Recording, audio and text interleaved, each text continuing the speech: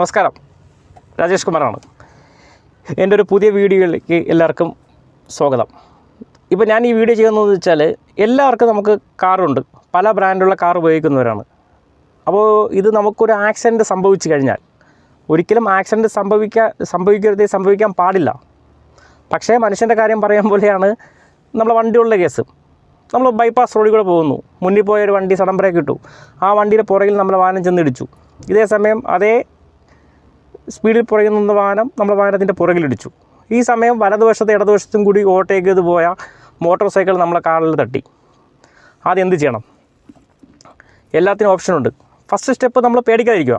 വണ്ടിയല്ല, നമുക്ക് ഡാമേജ് പറ്റിക്കഴിഞ്ഞാൽ insurance claim ചെയ്യാം. ഫസ്റ്റ് ചെയ്യേണ്ടതെന്ന് വെച്ചാൽ നമ്മൾ മാനുഷിക പരിഗണന വെച്ചിട്ട് ആർക്കെങ്കിലും പരിക്കോ പരാതിയോ അല്ലെങ്കിൽ പരിക്കോ എന്തെങ്കിലും ഹോസ്പിറ്റലിൽ പോകേണ്ട ആവശ്യമുണ്ടോ, മെഡിക്കൽ അത് ആദ്യം ചെയ്യുക. വണ്ടിയുള്ള കേസ് നമുക്ക് സംസാരിക്കാം. ആദ്യം ആർക്കെങ്കിലും എന്തെങ്കിലും ചെറിയ ഡാമേജ് ഉണ്ടെങ്കിൽ അവരടുത്തുള്ള ഹോസ്പിറ്റലിൽ ആദ്യം എത്തിക്കുക എന്നതാണ് ഒരു മനസ്സാക്ഷിയുള്ള ഒരു മനുഷ്യൻ ആദ്യം ചെയ്യേണ്ടത്. രണ്ടാമത്തെ കേസ്, ശരി, ആർക്കും വേറെ പ്രശ്നവും കാര്യങ്ങളൊന്നുമില്ല. ഞാൻ മുമ്പത്തെ വീഡിയോ ഒന്ന് വാച്ച് ചെയ്ത് അറിയാൻ പറ്റും. ടൈം, ഡേറ്റ്, ലൊക്കേഷൻ വരുന്ന നമ്മൾ ക്യാമറകളുണ്ടാവും. അത് ഫുൾ ഫോട്ടോയും വീഡിയോ സഹിതം എടുക്കുക. ഉടനെ തന്നെ ഈ 3 വണ്ടി ഹിറ്റാണെങ്കിൽ അടുത്തുള്ള പോലീസ് സ്റ്റേഷനിൽ ഉറപ്പായിട്ടും നിങ്ങൾ റിപ്പോർട്ട് ചെയ്യണം. അങ്ങനെ എല്ലാവർക്കും അവരവരുടെ വണ്ടിയിൽ ഇൻഷുറൻസ് ക്ലെയിമായിട്ട് നമുക്ക് ചെയ്യാൻ സാധിക്കും. പോലീസ് റിപ്പോർട്ട് മസ്റ്റായിട്ടും ഇത് നമുക്ക് ആവശ്യമാണ്.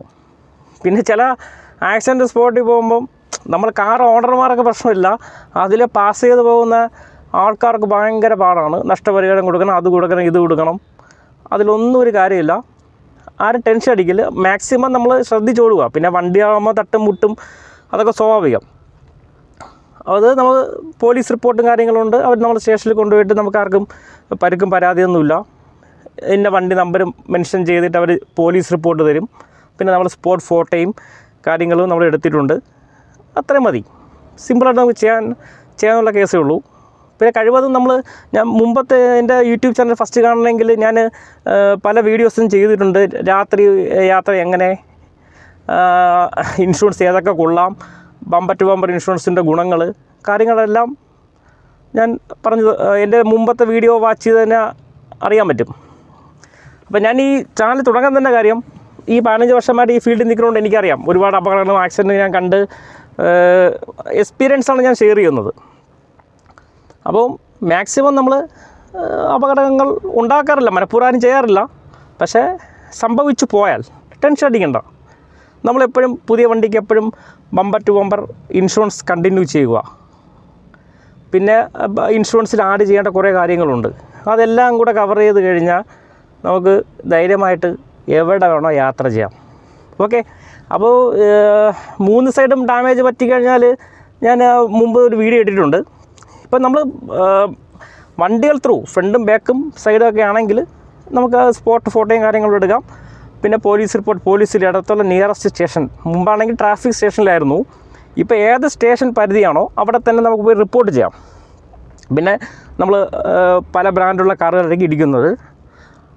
ആ ബ്രാൻഡിൽ ഉള്ളവരെ ഡീലർഷിപ്പിൽ വിളിക്കുക. ഇപ്പോൾ ബൈ ചാൻസ് ഒരു വണ്ടി റണ്ണിങ് കണ്ടീഷനല്ല, റോഡ് സൈഡ് അസിസ്റ്റൻസ് ഉണ്ടാവും. ചിലപ്പോൾ മാരുതി വണ്ടിയാവാം, ഹുണ്ടായി വണ്ടിയാവാം,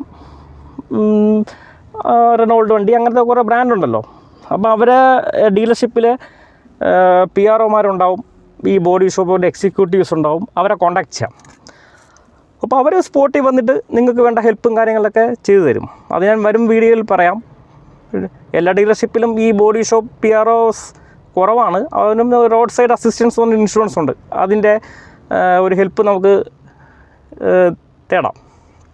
ഓക്കെ. അപ്പോൾ ഇനി ഈ വീഡിയോ ഫസ്റ്റ് കാണണമെങ്കിൽ എൻ്റെ മുമ്പിലത്തെ വീഡിയോസിനൊന്ന് കാണണേ. കാര്യം എന്ന് വെച്ചാൽ ഈ ഇൻഷുറൻസിൻ്റെയും 3 സൈഡ് എങ്ങനെ ക്ലെയിം കിട്ടും, അങ്ങനത്തെ ഒരുപാട് യൂസ്ഫുൾ വീഡിയോ ആണ് ഞാൻ ഇടുന്നത്. ഓക്കെ. അപ്പോൾ ഇതിപ്പോൾ ഇത്രയേ ഉള്ളൂ, സിമ്പിൾ കേസ്. മാക്സിമം നമ്മൾ വണ്ടി ശ്രദ്ധിച്ചോട്ടിക്കുക. ഓക്കെ.